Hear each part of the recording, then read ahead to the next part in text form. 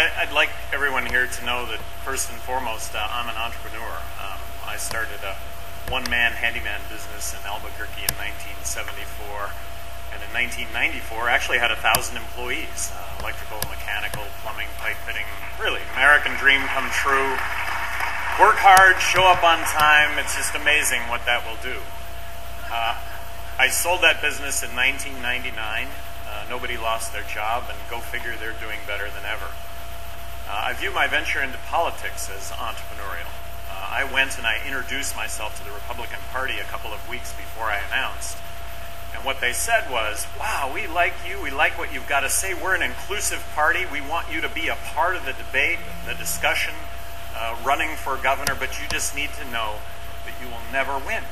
That it's not possible to come from completely outside of politics and get elected governor in a state that's 2-to-1 Democrat.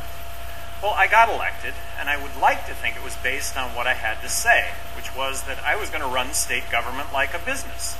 Best product, best service, lowest price, that everything was going to be a cost-benefit analysis. What are we spending, and what are we getting for the money that we're spending?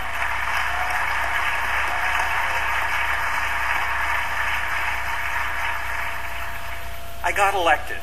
What I found myself doing right away was vetoing a lot of bills. I vetoed 750 bills while I was governor of New Mexico.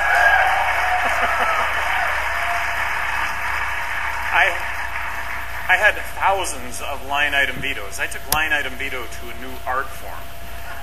And I have to tell you that just saying no to legislation doesn't fly. But the discussion, the debate that follows, which is, do we really need to be spending this money?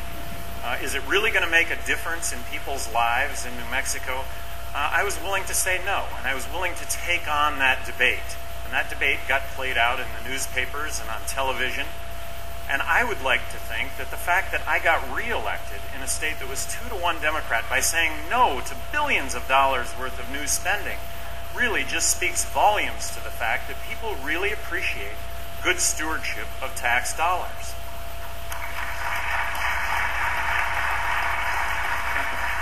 Only 2 of those vetoes were overridden, so it really did make a huge difference. Another thing that I was known for nationally is I was more outspoken than any governor in the country regarding school choice. I really believe that the only way that we're going to reform education in this country is to bring competition to public education. So for 6 straight years, I proposed that every single student in New Mexico get a voucher that would have brought about that competition to education. The notion of educational entrepreneurs unleashed on the educational system to bring better products, better services at lower prices is something that really excites me, and it would have a profound positive impact on education in this country.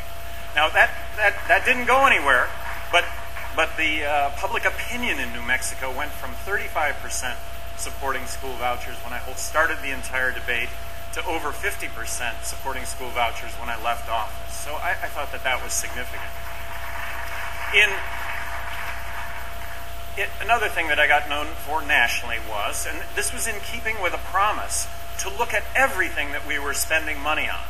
And what are we spending and what are we getting for the money that we're spending? I really wanted to take, when I started my second term, I really wanted to take a hard look at the war on drugs in this country, and I wanted to include legalization as a potential alternative to what we were doing. Now, I came at this from the standpoint that I wanted to crack down on drinking and driving. That's where this all started. And guess what? The police, they don't have the resources. The courts, they're packed, and the prisons are full. It turns out that half of what we spend on law enforcement, the courts, and the prisons is drug-related, about $70 billion a year. And what are we getting for that $70 billion a year? Well, we're arresting 1.8 million people a year in this country, which I point out is the population of New Mexico that gets arrested every single year in this country. And we now have 2.3 million people behind bars in this country. We have the highest incarceration rate of any country in the world. I looked at this issue, and I would ask you all, if you haven't looked at this issue, to just look at it. Get online. Talk to people.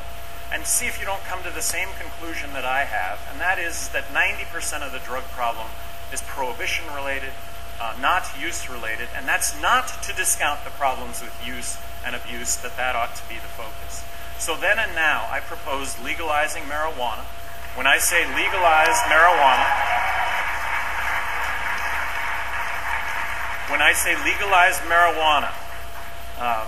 control it, regulate it, tax it. It's never going to be legal to smoke pot, become impaired, get behind the wheel of a car, or do harm to others. And it's never going to be legal for kids to smoke pot or buy pot. And under which situation is going to be easier for a young person to buy pot? The situation that exists today, where you can virtually buy it anywhere, and by the way, the person that sells pot also sells harder drugs, or a situation where you have to produce an ID to be able to do that. I think you could argue that use would actually go down among young people. And based on Holland and Portugal's experience, it would suggest that that would be the case. I got out of office January 1 of 2003. I was term limited. I'm a firm believer in term limits. I think as a result of term limits, I think politicians do good things for you and I, as opposed to whatever it takes to get reelected. But I find myself 18 months ago just outraged over the fact that this country is bankrupt. That 43 cents out of every dollar that we're currently spending is borrowed. I just think the biggest threat to our national security, I think the biggest threat to our way of life, is the fact that we are bankrupt and that we need to fix this right now. And how did we get here? Well, on national television, I was asked about a week ago, what about repealing President Obama's health care plan? Yes, we should repeal President Obama's health care plan. But how about if Republicans, in the spirit of bipartisanship, how about if Republicans offer a repeal of the prescription drug care benefit that they passed when they control both houses of Congress and the presidency?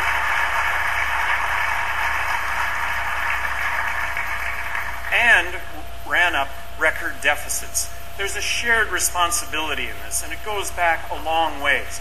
But there's no kicking the can down the road anymore. We have to slash government spending. I advocate balancing the federal budget tomorrow. And that means cutting $1.5 trillion from the budget, because that's 43% of the federal budget.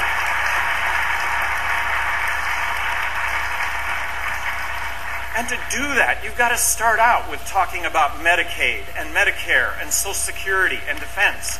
I think when it comes to Medicaid and Medicare, the federal government gives those functions back to the states. 50 laboratories of innovation,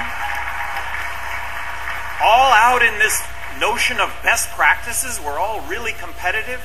You know what? We do that, it's going to make a huge difference. It's going to make a huge difference and a huge savings.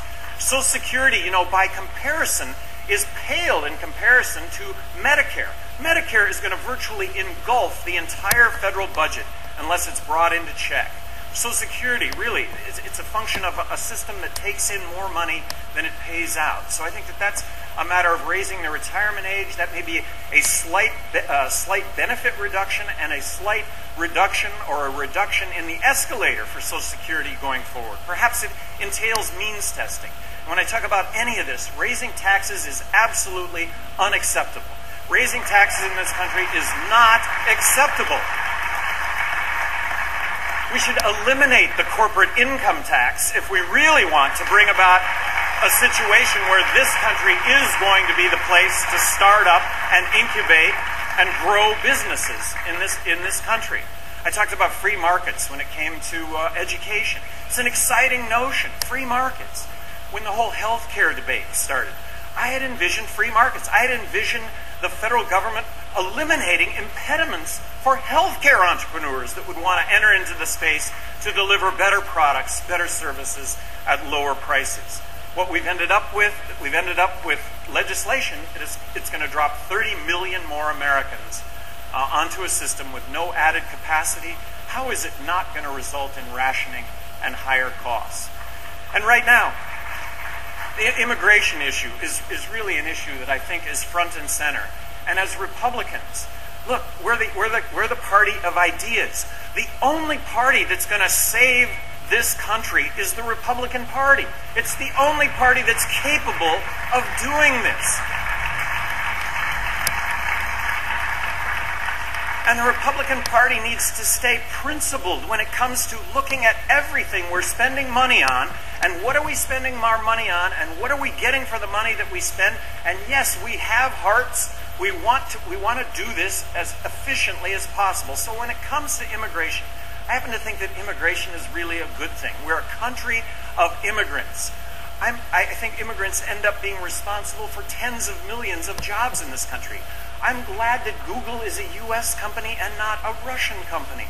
And right now, because of our convoluted immigration policies, we're educating kids from abroad and we're sending them back to their country of origin to ultimately start up businesses that I think will employ tens of millions of Indians as opposed to U.S. citizens that, if allowed to have stayed in the United States, would have happened, and that would have happened.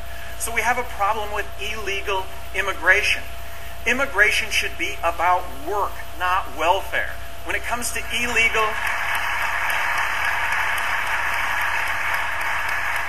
And we have an issue in this country with welfare. Are Mexicans coming across the border and taking entry-level jobs from Americans? No way! Because we can sit at home and make as much money or a little less money by collecting welfare. I think we have easy solutions when it comes to the border. It doesn't involve building a fence. It doesn't involve putting the National Guard arm in arm across 1,600 miles of border. I would really thank you all very much for allowing me here to speak. I thank you all for your activism, and let's grow the Republican Party. The Republican Party is the only party that's capable of fixing what's wrong in this country today. Thank you. Ladies and gentlemen, Governor Gary Johnson.